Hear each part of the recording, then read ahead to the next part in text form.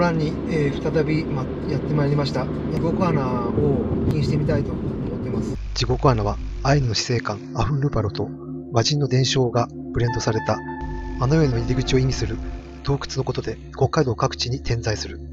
よくある地獄穴は海岸等の洞窟が穴に通じている。いろんなものは買っていて、海岸と港2つの入り口があり、途中で穴に通じている。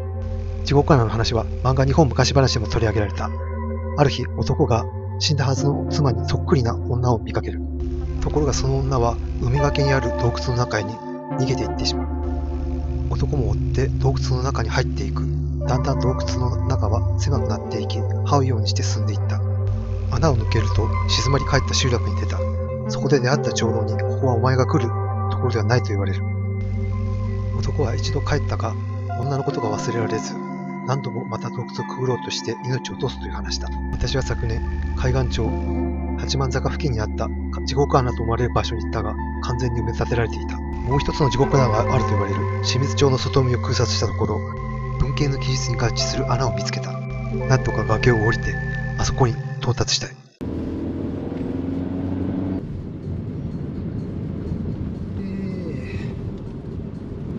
前歩いたな。ここだな。よし、ここに止めさせてもらおう。八木義則文学碑に、車を置いて、作家八木義則は漫画親なるもの弾劾に登場する遊郭の女性と恋仲になり特攻警察に逮捕される青年のモデルと私は考えています。ちょっと歩いて、あの断崖を降りる道が見つかるかどうか昔は降りれたらしいんですけどね。お散歩ですかね。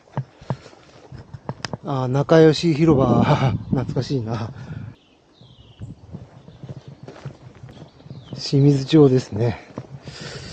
さて、商店まで行きますわ。これが三東目商店だな。もうちょっと先の方、海岸の方に降りる道があるらしいんですがね。海岸に降りる道だと思われるんですが、これが、昔、室蘭防衛隊が海岸に降りるために開削した道らしいんですよね。急斜面なんで、安全なルートをよく見極めてから行こうかなと思います。ですね。こっち行こうか。このロープを伝っていくか。悩むとこですね。こっちから行こうと思ったんですけど、こっちが正解ですね。ロープがこういう風にあるので、こう降りていこうかなと思いますね。あるあるトラップですね。一升瓶とかがぶち割れてる。足怪我しないようにしたいですね。ここ、結構掘ったような跡がありますね。多分掘った跡だと思うんですよ。こう行くかな。カメラバッグが落ちていました。海岸で撮影する方がおられるようです。掘ったような感じですね。これが、旧軍が開塞した後なんじゃないかと思われる。まだまだあるな。どうやって降りていこうか。あそこに穴があるな。あそこね。あれは人工的に掘ったんじゃないかな。こ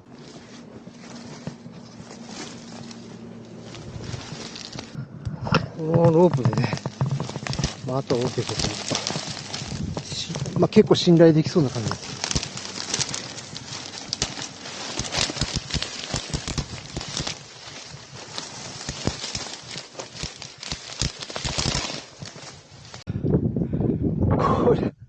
一応ロープあるんですけども、結構崩落は進んでて、昔このロープで降りれたのとはちょっと状況は違うと思うんですね。いや、視聴者の方からアドバイスもあってよかったです。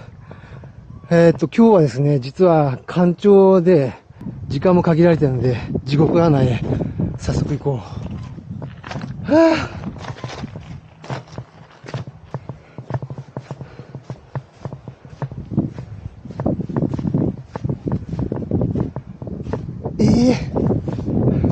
これではないよね。商店から先の方へ行ったので、もっとあっちだと思うんですよね。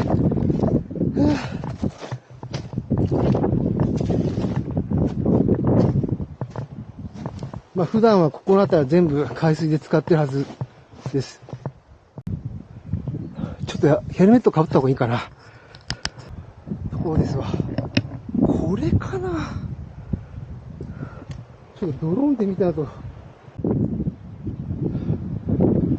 これだと思うんだよね。ところが、埋まってるんですよ。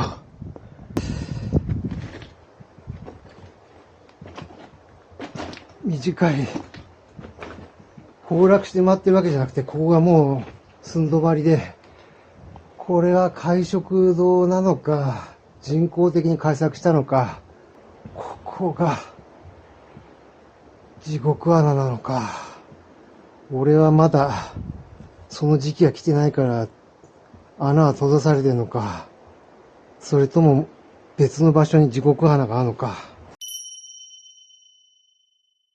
キツネさん、教えてくれ、どうしたらいいんだ。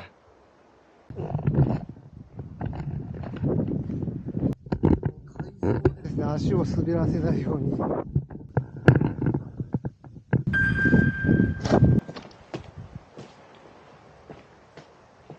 ふう、なんと、これは大きいな。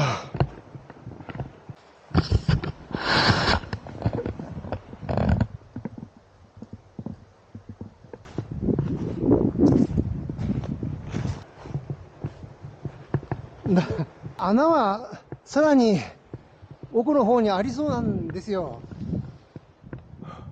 これが地獄穴の可能性は高いだろう。しかし、これを登るのは無理だ。